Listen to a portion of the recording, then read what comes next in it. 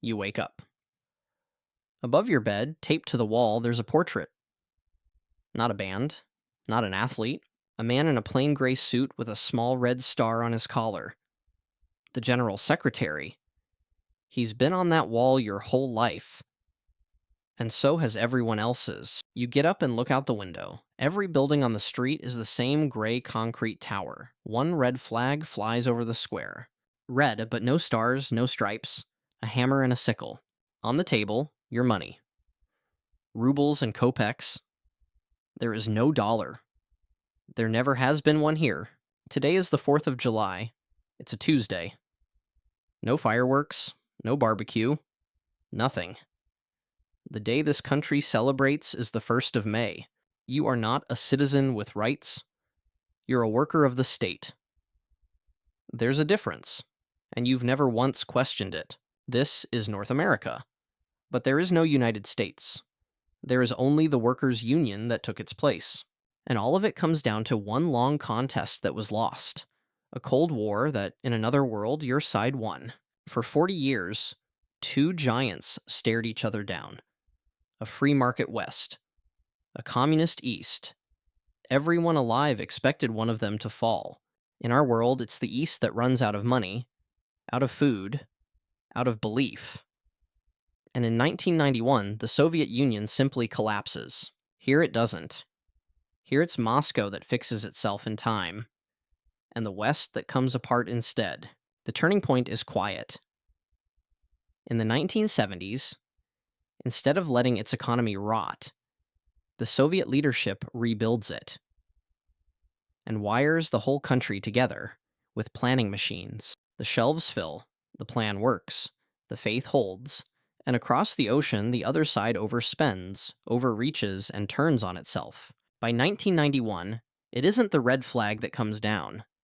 It's the stars and stripes, and from that single reversal, the entire world bends the other way.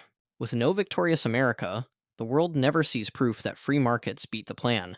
Capitalism doesn't become the natural order of things. It becomes the system that lost. Private business. The way you know it, all but disappears. Nearly everything you'd buy or sell belongs to the state. The job you'd take, the city you'd live in, the apartment you'd get. Assigned, not chosen. And you grew up thinking that was just how life works. The continent is organized into republics of the Union. Not a nation of citizens, but provinces of one enormous plan. There is no American dream. The phrase is never coined, because the country that would have coined it lost. Immigrants still cross the ocean. But to join the collective, not to chase a fortune and become anything they want. The cities rise gray and identical. New York is a workers' port that looks like every other city in the Union. Power doesn't sit in a Congress you vote for. It sits in a party you can only ask to join. Run it back.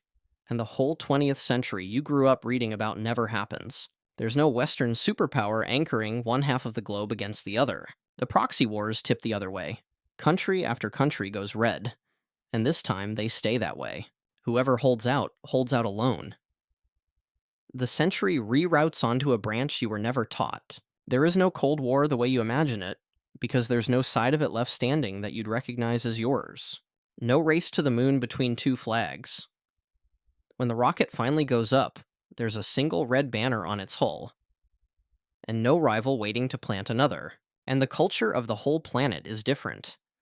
There is no Hollywood, no rock and roll as rebellion, because there's nothing here to rebel into. The music is official, approved, made for the people. The films everyone watches, the songs everyone sings, none of them are the ones you grew up with. The money that runs the world is not the dollar. It's the ruble. It always has been. There is no Silicon Valley. The garage where two young men would have built a computer company is just a garage. In a country where you don't start companies, you fill quotas. When the thinking machines finally arrive, they're built by the state, for the state, to run the plan a little better. Even the network that connects the world isn't the open one you use. One wire, one center, one short list of approved screens. By the 21st century, There is no leader of the free world, because the phrase needs a free world to mean anything, and there isn't one. The planet is divided between blocks of the party that never once had to share the stage with a loud, young democracy from across the sea. No one talks about free speech as a birthright. No one was raised on a Bill of Rights. Power here is collective, patient, and watchful. And it has never once apologized for itself. And now you're back in your room. The general secretary on the wall, the ruble on the table, the red flag over the square. Now you know why. Not one battle, one reform that Moscow made in time, and one collapse that landed on the other side instead. In our world, the West won that long contest.